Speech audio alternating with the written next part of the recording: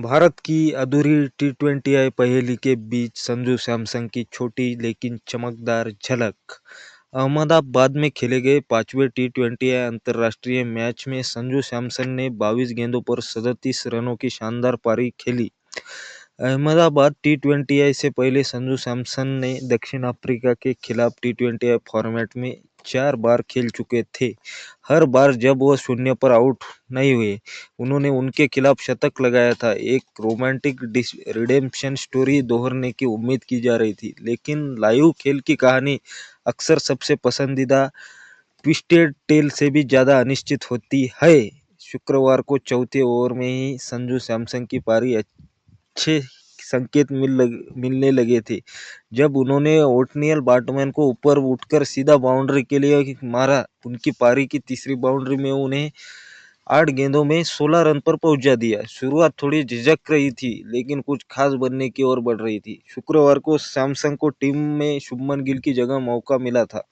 वही गिल जिन्हें opening slot में रखा गया था, जहां सैमसन ने अपनी जगह को जायज ठहराने के लिए काफी कुछ किया था। गिल को पिछले मैच से पहले नेट्स में बल्लेबाजी करते समय पैर में चोट लगी थी और उन्हें सीरीज से बाहर कर दिया था। हालांकि लखनऊ में कोहरे के कारण मैच नहीं हो सका और सैमसन को वहां बल्लेबाजी का मौका मिल गया भाई।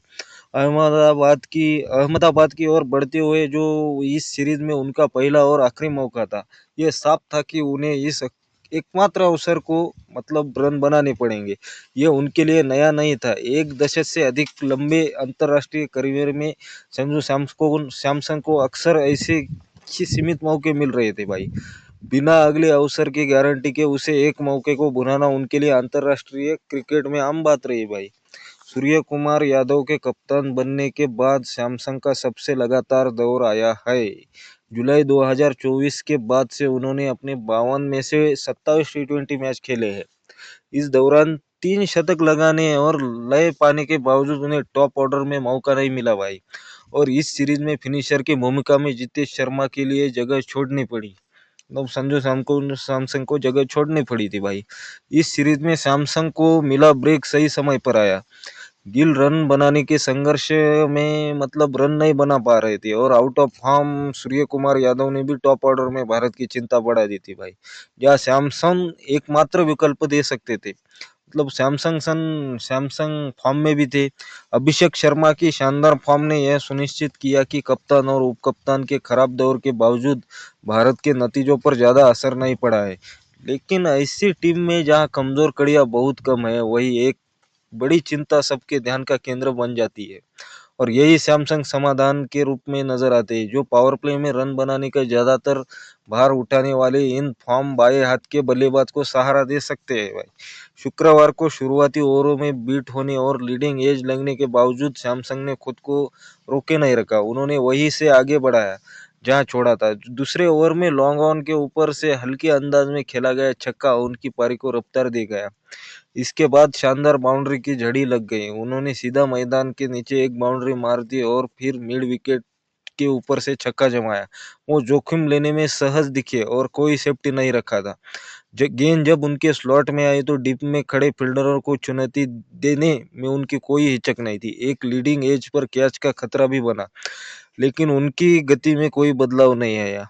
अपनी पारी के दौरान उन्होंने सिर्फ अभिषेक से ज्यादा रन बनाए भाई, बल्कि भारत के मौजूदा सर्वश्रेष्ठ टी20 बल्लेबाज से भी तेज खेले, जो एक दुर्लभ नजारा था।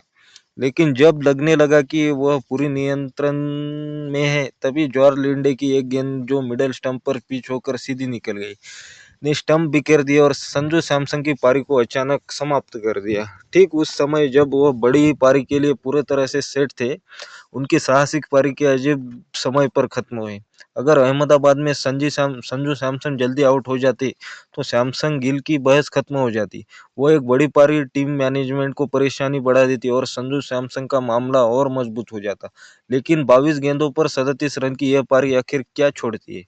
यह पारी शायद संजू सैमसन को नुकसान पहुंचाती है, लेकिन शायद उनका मामला मजबूत भी नहीं करती। यह वही योगदान है जो उन्होंने आईपीएल में कई बार दिया है, और शायद यही राष्ट्रीय स्तर पर उनकी प्रगति में बाधा बना है भाई।